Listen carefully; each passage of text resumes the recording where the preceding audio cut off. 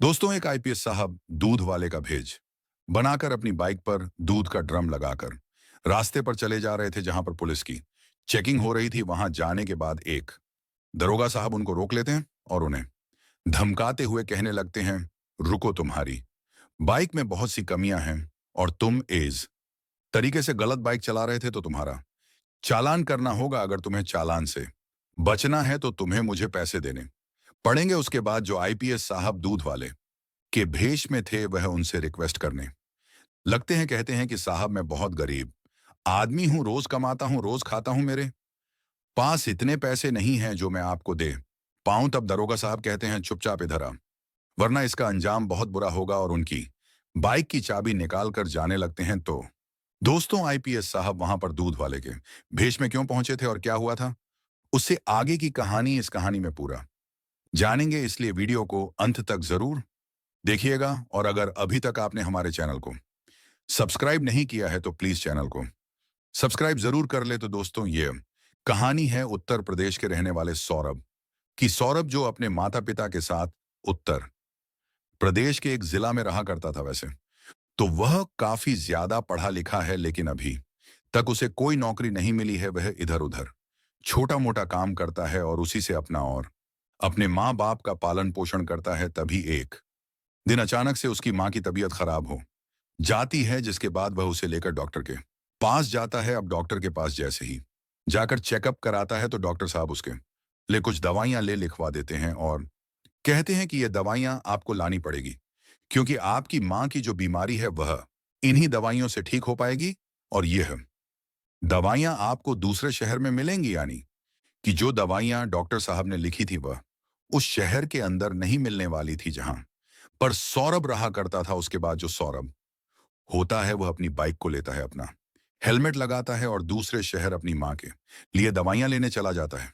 उसने डॉक्टर साहब से पूछा था कि डॉक्टर साहब, कितने रुपए की दवाइयां आएंगी, तो डॉक्टर साहब ने बताया था कि लगभग 000 की दवाइयां मिल जाएंगी और आप इन्हें यहां से ले जाओ। और वहां मेडिकल स्टोर तक जाने के लिए उसे एक पुलिस चेक पोस्ट को पार करना होगा। अब जैसे ही वह पुलिस नाके के पास पहुंचता है तो वहां जाने के बाद जहां पर वह दरोगा साहब थे जो वाहनों की चेकिंग कर रहे थे, वह एकदम से सौरभ को रोक लेते हैं। सौरभ भी पुलिस वालों के सामने रुक जाता है और उनसे पूछता है कि जी कहिए साहब जी, क्या परेशानी है। तो वह कहते हैं कि आपकी बाइक में दिक्कत है और आपका चालान होगा। तब सौरभ कहता है कि बताइए साहब, मेरी गाड़ी में क्या दिक्कत है, क्योंकि सौरभ की बाइक के पूरे कागज सही थे और पेपर उसने मेंटेन करके रखे थे। साथ में उसने हेलमेट भी लगा रखा था और अब बाइक के सभी पेपर अपडेट होने के कारण उसको किसी भी प्रकार का कोई डर या भय नहीं लग रहा था। अब उसके बाद दरोगा उनसे कागज मांगने लगते हैं।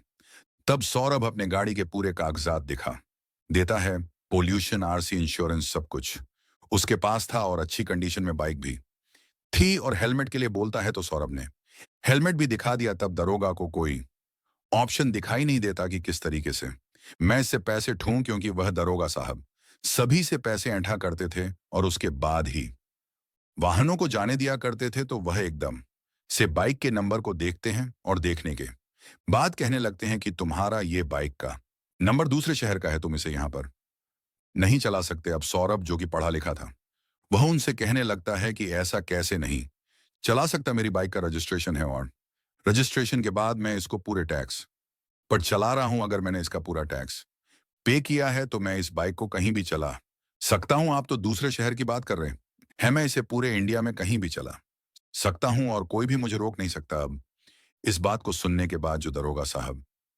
देखते हैं कि लड़का बहस कर रहा है, तो दरोगा साहब तेज आवाज में बातें करने लगते हैं और कहते हैं कि अगर यहां से तुम्हें ये बाइक ले जानी है तो तुम्हें फाइन भरना ही होगा, वरना मैं तुम्हारी बाइक को यहां से आगे नहीं जाने दूंगा। अब उसके बाद सौरभ कहता है कि किस चीज का फाइन, जब मेरे पूरे कागज सही हैं, मेरे नंबर प्लेट भी अच्छी है और कोई भी दिक्कत मेरी बाइक में नहीं है, मैंने हेलमेट भी लगा रखा है, तो मैं फाइन नहीं भरूं। उसके बाद दरोगा साहब कहते हैं कि ये चालान कटवा लो, अगर तुम्हें ऐसा ही निकलना है तो 000 मुझे दे दो, उसके बाद मैं तुम्हें जाने दूंगा, वरना अपना चालान कटवा लो। अब उसके पास टोटल उतने ही रुपए थे जिन रुपयों क्योंकि वह दवाई लेने के लिए वहां पर गया हुआ था, लेकिन अगर उन पैसों को वह उन्हें दे देगा तो उसकी मां की दवाई नहीं आ पाएगी। अब उसके बाद सौरभ काफी परेशान हो जाता है, उन लोगों से मना करता है, कहता है कि मैं फाइन नहीं दूंगा और ना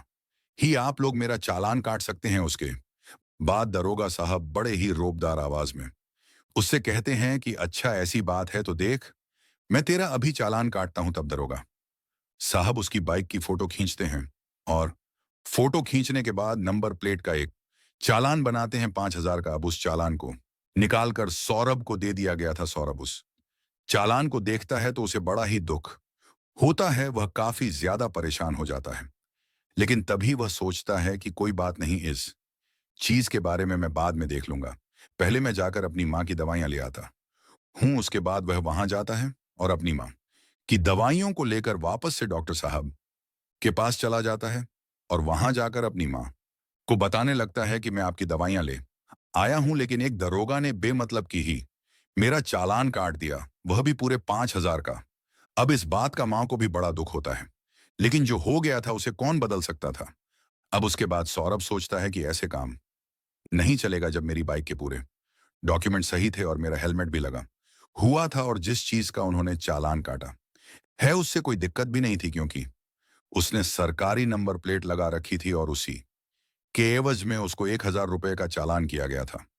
तो अब सौरभ काफी गुस्से में होता है और फैसला करता है कि मैं इस तरह के चालान को नहीं भरूं। ये सारी बातें सभी लोगों के सामने जानी चाहिए कि हमारे यहाँ पर ऐसा भी होता है कि सब कुछ कंप्लीट होने के बाद भी चालान काट दिया जाता है। तब सौरभ क्या करता है, अपनी बाइक को खड़ी करता है और अगले ही नंबर प्लेट और पिछली नंबर प्लेट दोनों का फोटो खींचता है और साथ में उस चालान की कॉपी भी लगाता है और इन सब चीजों को सोशल मीडिया पर पोस्ट कर देता। साथ में अपनी एक वीडियो भी बनाता है जिसमें उसने पूरी घटना के बारे में विस्तार से बताया था कि मेरे साथ ऐसा ऐसा हो गया है और उसके बाद भी उन्होंने मेरा चालान काट दिया। अब उसकी फोटो और वीडियो जैसे ही उन्होंने सोशल मीडिया में डाली तो वो वायरल होने लगी और वायरल होते ही पुलिस डिपार्टमेंट के पास भी पहुंच जाती है। अब जैसे ही पुलिस वाले उस फोटो को देखते हैं तो देखते ही हैरान हो जाते हैं और सोच विचार में पड़ जाते हैं कि हमारे यहाँ पर ऐसा भी होता है। तो वे उसका रिप्लाई करते हैं सोशल मीडिया के थ्रू और उससे कहते हैं कि आपका चालान बहुत जल्द से जल्द रद्द कर दिया जाएगा और आप इस असुविधा के लिए हमें बहुत ही ज्यादा खेद है। उसके बाद जो सौरभ होता है वह उनसे दोबारा कहता है कि मेरा चालान कब तक रद्द होगा। तो वे लोग बताते हैं कि इस काम को करने में 2 से 3 दिन का समय लग जाएगा। अब यह खबर फैलते फैलते ट्रैफिक पुलिस के ईएसपी और आईपीएस ऑफिसर तक भी पहुंच जाती है, क्योंकि उसने सब कुछ एड्रेस अच्छी तरह से उस वीडियो में बताया था और उस जगह के बारे में भी बताया था। दरोगा का नाम भी बताया था। तो एसपी साहब और आईपीएस साहब जैसे ही उस खबर को देखते हैं तो उन्हें इस बात का बड़ा ही बुरा लगता है, क्योंकि एसपी साहब और आईपीएस साहब बहुत ही ईमानदार आदमी थे। वे लोग ऐसे लोगों से सख्त नफरत करते थे जो लोग रिश्वत लेते हैं। और अब यह खबर सुनने के बाद वे इस मामले की तह तक जाना चाहते थे। वे सोचते हैं कि मैं ऐसे ही जाऊंगा तो दरोगा अलग अलग तरह की बातें बना देगा और बातें बनाने के बाद इस बात से बच जाएगा, तो मुझे खुद से जाकर इस मामले की तहकीकात करनी होगी। तब एसपी साहब होते हैं, वे दूध बेचने वाले का भेष बदल लेते हैं, बाइक लेते हैं पुरानी सी और बाइक के ऊपर अपने दूध के ड्रम को सेट करते हैं और एक पुराना सा हेलमेट लगाकर उस नाके पर पहुंच जाते हैं जिस नाके के बारे में उन्हें खबर बताई गई थी। वहां पर जाने के बाद जैसे ही वे वहां पहुंचते हैं तब एक कांस्टेबल उनको रोक लेता है और रोकने के बाद वहां पर वही दरोगा साहब आते हैं बड़े ही रौब के साथ और आने के बाद वहां पर उनसे कहने लगते हैं कि तुम्हारी बाइक तो बहुत पुरानी है, तुम्हारा चालान काटना होगा। अब जो दूध वाले के भेष में आईपीएस साहब थे उनसे कहने लगते हैं कि मालिक मैं बहुत ही गरीब आदमी हूं, रोज कमाता हूं, रोज खाता हूं, मेरा चालान मत कीजिए। वैसे भी मेरे सारे डॉक्यूमेंट सही हैं और कोई भी दिक्कत नहीं है, मेरी सवारी में भी कोई दिक्कत नहीं है। अब उसके बाद जो दरोगा है वह कहने लगते हैं कि तुम्हारी बाइक बहुत पुरानी है। तब आईपीएस साहब बोलने लगते हैं कि कागज तो देख लीजिए। वह कहते हैं सब देख लिए, सब ज्यादा पुराने हैं, 2-3 साल पुरानी तुम्हारी बाइक है और अच्छे तरीके से वर्किंग में भी नहीं है। अब दरोगा साहब उसके बाद हेलमेट की तरफ निगाह डालते हैं और कहते हैं कि तुम्हारा हेलमेट टूटा पड़ा है तभी जो दूध वाले के भेस में आईपीएस साहब होते हैं, वह बड़े ही विनम्रता से कहते हैं कि साहब यह पुराना जरूर है, लेकिन टूटा नहीं है, और आप इस पर भी देख सकते हैं, इस पर आईएसआई मार्क लगा हुआ है। लेकिन तभी दरोगा उसकी चाबी को निकालते हुए वहां से जाने लगता है और कहता है कि यहां से निकलना है तो तुम्हें कुछ ना कुछ तो पैसा देना पड़ेगा। अब इस बात को देखकर आईपीएस साहब को तो बहुत गुस्सा आता है। फिलहाल वह अपने आप को कंट्रोल करते हैं, क्योंकि वह उसे रंगे हाथ पकड़ना चाहते थे ताकि उस पर अच्छे से कार्यवाही कर सके। वह थोड़ी आगे दूर जाते हैं, तब हवलदार साहब, जिन्होंने उन्हें रोक कर रखा था, वह जाकर कहने लगते हैं कि अरे क्यों बड़े साहब से पंगा ले रहे हो आप? ऐसा करो 1,000 दे दो, मैं आपको जाने दूंगा, मैं उनसे रिक्वेस्ट कर लूंगा। उसके बाद वह हवलदार दरोगा साहब को बुलाता है और कहता है, साहब कोई बात नहीं, गरीब आदमी है, इसको जाने दीजिए, 1,000 आपको दे देगा। तो जो दूधिया के भेष में आईपीएस साहब थे, वह कहते हैं, 0-0 तो मैं दे दूंगा, लेकिन मुझे यहां से रोज जाना पड़ेगा, तो क्या रोज मैं 0-0 कहां से दूंगा? उसके बाद जो दरोगा साहब हैं, वो कहते हैं, तुम्हें ऐसा करना है कि आज जो तुम मुझे 0-0 दे दो, उसके बाद 1 महीने तक लगातार 1 लीटर दूध मुझे दे दिया करना। उसके बाद तुम्हें यहां से कोई नहीं रोकेगा, तुम यहां से कैसे भी जा सकते हो, तुम्हें कोई परेशानी नहीं होगी।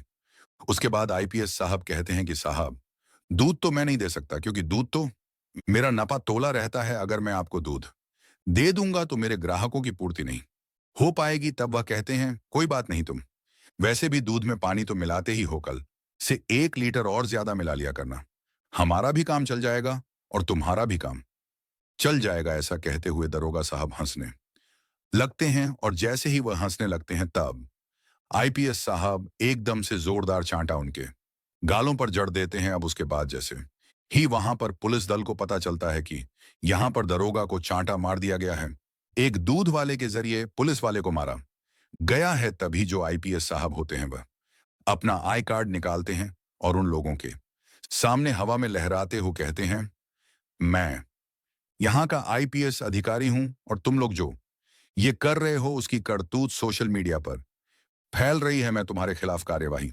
करने के लिए ही यहां पर आया हूं। उसके बाद आईपीएस साहब उन सभी को धमकाते हैं और एकदम से सभी को सस्पेंड कर देते हैं, और उन लोगों पर उचित कार्यवाही की जाती है। अभी यह खबर जैसे ही सौरभ को पता चलती है, तब सौरभ उस खबर को अपनी मां को बताता है और कहता है कि मां, पुलिस वाले सभी एक जैसे नहीं होते। जहां पर मेरे साथ ऐसा हुआ, वहां पर आईपीएस साहब ने आकर ऐसा ऐसा कर दिया। इस खबर को सुनने के बाद उनकी मां भी कहती हैं, बेटा, बुराई का सर हमेशा नीचे होता है, जैसे कि आज आईपीएस साहब ने करके दिखाया। तो दोस्तों, यह थी कहानी एक ईमानदार आईपीएस साहब की, जो दूध वाले के भेस में एक ट्रैफिक नाके पर पहुंचते हैं, और वहां पर जाने के बाद वहां के दरोगा को अच्छे तरीके से मजा चखते हैं। एसपी साहब और आईपीएस साहब को जब पूरी सच्चाई पता चलती है कि सौरभ जैसे निडर लड़के ने अपनी बुद्धि का प्रयोग करके बिना पुलिस वालों से डरे अपने अधिकारों का प्रयोग करते हुए लोगों को रिश्वतखोर से बचाया, और पुलिस वालों को पता चला कि सौरभ भी यूपीएससी की तैयारी कर रहा है, तो उन्होंने उसकी बहादुरी के लिए सरकार से सिफारिश की, पुलिस फोर्स में भर्ती करवा दिया। क्योंकि आज के समय में सौरभ जैसे ईमानदार पुलिस ऑफिसर की नितांत आवश्यकता है, जो अपने साथ साथ लोगों की भी भलाई कर सके। सौरभ की जब पुलिस विभाग में पोस्टिंग हुई, तो उसके ऑफिस में उसका भव्य स्वागत किया गया, और अपना पदभार संभालने से पहले ही उसे सभी सीनियर और जूनियर लोगों की ओर से पुरस्कार से सम्मानित किया गया। इस बात की पता जब सरकार को चली, तो उनके द्वारा भी सौरभ को उसके साहसिक कार्य के लिए सम्मानित किया गया। सौरभ के रहते किसी भी पुलिस ऑफिसर की हिम्मत नहीं होती थी कि किसी से भी 1 रुपए की रिश्वत ले ले या मुफ्त में किसी गरीब को सताए। सौरभ के रहते आम जनता बहुत खुश थी, कानून व्यवस्था बहुत ही बेहतरीन हो चुकी थी, सभी खुश थे। तो दोस्तों, यह थी आज की कहानी। इस कहानी में सौरभ जैसे ईमानदार ऑफिसर के लिए आप क्या कहना चाहेंगे? एसपी और आईपीएस साहब के बारे में आप क्या कहना चाहेंगे? और उस बेईमान दरोगा के लिए आप क्या कहना चाहेंगे? अपने जो भी विचार है, कमेंट बॉक्स में अपनी राय जरूर बताइएगा। कहानी पसंद आई हो तो लाइक और शेयर जरूर कीजिएगा। दोस्तों, कहानी को अंत तक सुनने के लिए आपका बहुत बहुत धन्यवाद।